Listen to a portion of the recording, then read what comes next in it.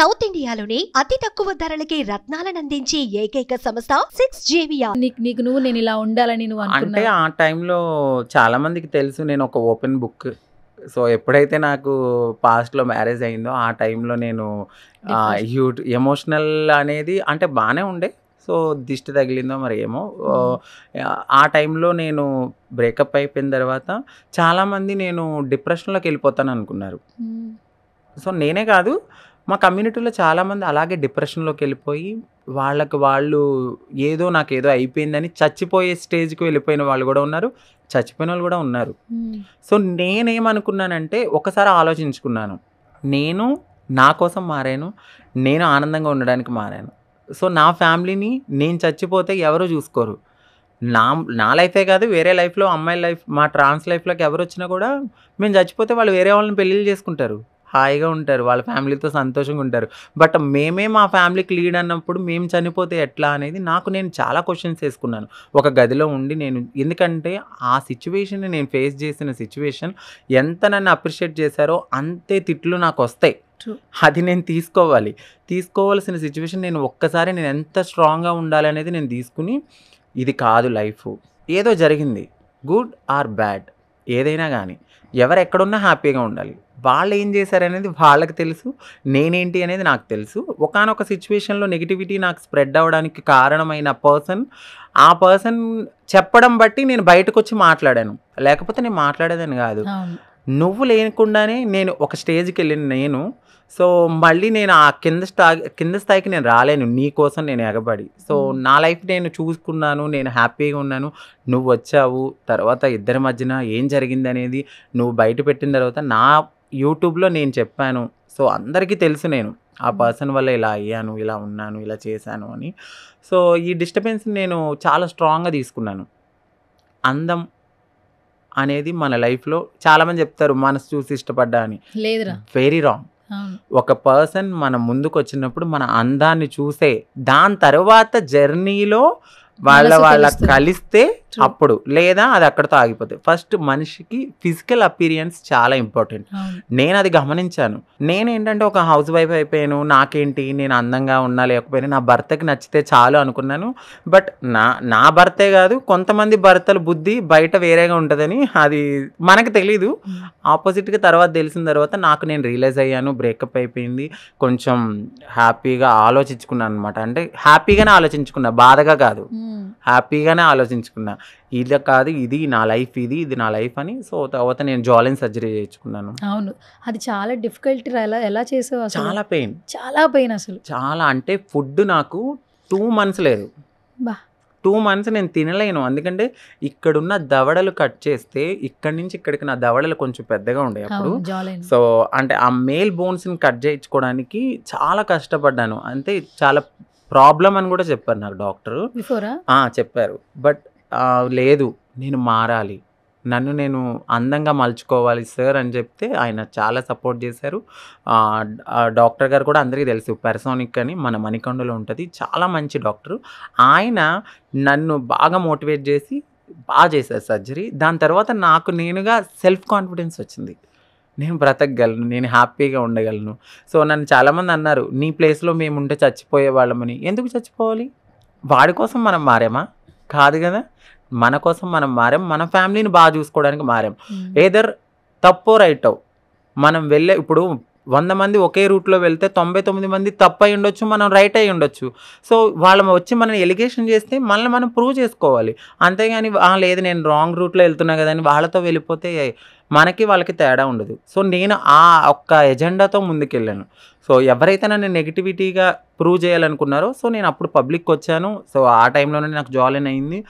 అప్పటి వరకు నేను ఏ విషయాన్ని బయట పెట్టలేదు. నేను చాలా డేర్గా చెప్పా, నువ్వురా ఛానల్స్కి, నేను వస్తా, ఇద్దరం మాట్లాడుకుందాం. సో నువ్వేం బయట పెడితే పెట్టు, నేను కూడా మాట్లాడతా. ఎందుకంటే నేను ఓపెన్ బుక్ అని అదే చెప్పాను. పెళ్ళికి ముందు కానీ, పెళ్ళికి తర్వాత కానీ, పెళ్ళి అయ్యాక కానీ నేను ప్రతిదీ చేశాను, ఏది మోసం చేయలేదు. సో దాని ప్రూఫ్లతో సహా నేను ఉన్నాను కాబట్టి నేను ముందుకొచ్చి మాట్లాడతాను అని అన్నాను. అదే నీకు ఇష్టం లేకపోతే ఒక ట్రాన్స్ లైఫ్లో ఒక అమ్మాయి కాదని మాకు తెలుసు. మేము ఒక సెక్యూరిటీని బిల్డ్ చేసుకోవాలి. ఇటువైపు వాళ్ళ ఫ్యామిలీ ఒప్పుకోరు, ఇటువైపు మా ఫ్యామిలీని ఒప్పించుకోవాలి, మా కమ్యూనిటీని ఒప్పించుకోవాలి. ఈ పర్సన్ అనే పర్సన్ మనతో ఉంటారా ఉండరా అనే గ్యారంటీ లేదు, 100% గ్యారంటీ లేదు. ఆ సందిగ్ధంలో నేను ఇటు ఫ్యామిలీని చూసుకోవాలా, ఇటువైపు వాళ్ళని చూసుకోవాలా, వాళ్ళ ఫ్యామిలీ ప్రెషర్ చూసుకోవాలా, ఏది చూసుకోవాలి? చివరికి చూస్తే మళ్ళీ జీరోకే వచ్చేస్తాం. ఈ పర్సన్స్ నమ్ముకుని మనం ముందుకు వెళ్ళిపోతే పిచ్చిగా, రేపొద్దున వాళ్ళు వదిలేస్తే మళ్ళీ నా లైఫ్ జీరోనే. సో నేను అది ఆలోచించుకుని ముందే, ఎంత పెళ్ళైనా పబ్లిక్లో ఉన్నా నాకు ఎక్కడో చిన్న డౌట్, నేను అమ్మాయిని కాదు కదా అనేది.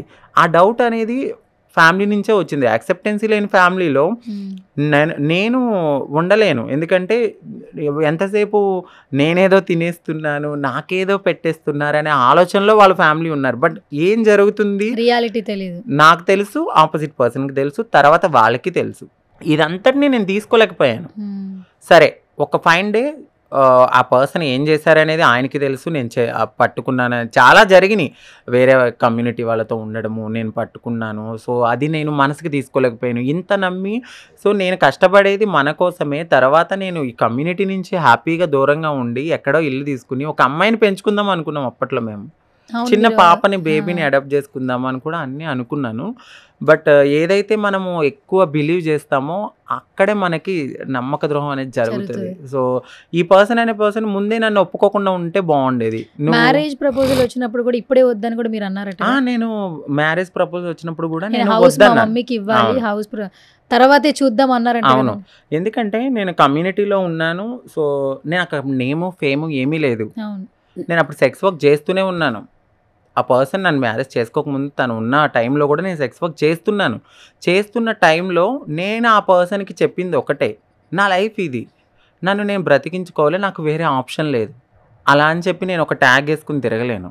ఎందుకంటే నేను ఎంబీఏ చదివాను. నేను ఎంబీఏ చదివి నేను మారిన తర్వాత కూడా నేను 2-3 ఇంటర్వ్యూస్కి వెళ్ళినప్పుడు కూడా నన్ను వాళ్ళు రిజెక్ట్ చేశారు. 100%. ఎందుకంటే అందరికీ ఒక కమ్యూనికేషన్ స్కిల్స్ ఉండవు కదా. ఇప్పుడు ఎంఎన్సీలో నేను వెళ్ళి మాట్లాడాలి, చెయ్యాలి ఇంగ్లీష్లో అంటే నేను ఫస్ట్ నుంచి గవర్నమెంట్ స్కూల్లో చదివాను. నా బేసిక్ నాలెడ్జ్ నా దగ్గర ఉంటుంది. నేను ఎంతో కష్టపడి ఏదో చదివి రాత్రి పగలు బట్టి ఏదో చేసి ఎంబీఏ చేశా. కానీ అది తీసుకుని నేను ఎంఎన్సీకి వెళ్ళినప్పుడు అక్కడ నేను సెలెక్ట్ కాను. ఎందుకంటే ఏమో నాకున్న మెంటల్ కండిషన్కి నేను అమ్మాయిగా ఫీల్ అవుతూ అది నేను తీసుకోలేను. బట్ ఇప్పుడున్న సొసైటీలో అనేది యాక్సెప్ట్ చేస్తున్నారు. మాకు కూడా రిజర్వేషన్స్ ఉన్నాయి, అన్నీ ఉన్నాయి. బట్ నాలాగా అందరూ ఉండలేరు. కొన్ని 2-3 ఇంటర్వ్యూలకు వెళ్ళినప్పుడు నేను సెలెక్ట్ కాలేదు. సో మీరు ఎలా ఉన్నారు, ఇలా అయితే కాదు, అబ్బాయిలాగా ఉంటే ఓకే అంటే నేను అబ్బాయిలాగా ఎలా రావాలి? సో నాకు అనిపించింది ఓకే, వెదర్ ఫైన్. నేను ఒక మనిషి జేబు కొట్టట్లేదు, ఒక మనిషి నమ్మకాన్ని పోగొట్టట్లేదు, ఒక మనిషిని నేను నమ్మక ద్రోహం చేయట్లేదు, దొంగతనం చేయట్లేదు, నన్ను నేను అమ్ముకుంటున్నాను. అక్కడ నాకు అనిపించింది, నన్ను నేను అమ్ముకుంటున్నాను, నేను సెక్స్ వర్క్ చేసుకుంటున్నాను, నువ్వు రావద్దు నా లైఫ్లోకి, నువ్వులానే ఉండు, నీ లైఫ్లోనే ఉండు, నీకు నిజంగానే ఇష్టం ఉంటే ఎప్పుడైనా వచ్చి కలిసి వెళ్ళిపో, అంతేగాని నా లైఫ్లోకి రావద్దు, నువ్వు నన్ను పెళ్లి చేసుకోవద్దని చెప్పినా ఓకే, నీ లైఫ్ నువ్వు హ్యాపీగా ఉంటాయి, ఎల్లకాలం ఇలా చెయ్యం కదా, సో నేను చూసుకుంటాను అన్నాకనే. సో మేలో నేను ఇల్లు కట్టే వరకు నాకు కొంచెం కమిట్మెంట్ కావాలి. సో నేను ఎందుకంటే నా లైఫ్ని నేను మా ఫ్యామిలీ కోసం నేను సాక్రిఫైస్ చేయలేను, నువ్వు ఉంటావో లేదో తెలియదు కదా అని చెప్పి నేను ఆ పర్సన్కి చెప్పాను. ఓకే అన్నారు. తర్వాత చిన్న ఇష్యూస్ ఇవి అయ్యి తెలిసిపోయింది ఆ పర్సన్ వేరే వాళ్ళతో కాంటాక్ట్లో ఉన్నారు, దానికోసమే నాతో గొడవ ఇవన్నీ అని. బట్ ఓకే, ఎక్కడున్నా హ్యాపీగా ఉండాలి, సంతోషంగా ఉండాలి. తన లైఫ్లోకి నేను వెళ్ళను, నా లైఫ్లోకి తను రాడు, కాబట్టి ఎక్కడున్నా హ్యాపీగా ఉండాలని నేనైతే మనస్ఫూర్తిగా కోరుకుంటాను. మాకున్న స్వభావం అది. మమ్మల్ని మోసం చేసినా కూడా మేము వాళ్ళని బాధ పెట్టాలని అనుకోను. సో నేను ఇప్పటికీ ఎక్కువగా ఎందుకు మాట్లాడలేదంటే, నా లైఫ్లో ఏదైనా ఒక పెద్ద పెయిన్ ఉంది అంటే అదొక్కటే, నేను చెప్పలేను. ఎందుకంటే నేను చెప్పడం వల్ల ఎదుటి వాళ్ళ లైఫ్ కూడా కొలాబ్ అవుతుంది. ఎందుకు, వాళ్ళకు వేరే అమ్మాయితో లవ్లో ఉంటారు, వాళ్ళు ఫీల్ అవుతారని నేను ఎక్కడ ఏం మాట్లాడలేదు. తన లైఫ్లోకి నేను వెళ్ళను, నా లైఫ్లోకి తను రాడు. నాకున్నదల్లా ఒక ఫ్యామిలీ, అంతే. ఫ్యామిలీని బాగా చూసుకోవాలి. బట్ ఏమో తెలీదు, ఫ్యూచర్ ఎలా ఉంటుందో కూడా నాకు తెలీదు. ఉన్న వాళ్ళు హ్యాపీగా ఉండాలి, అంతే.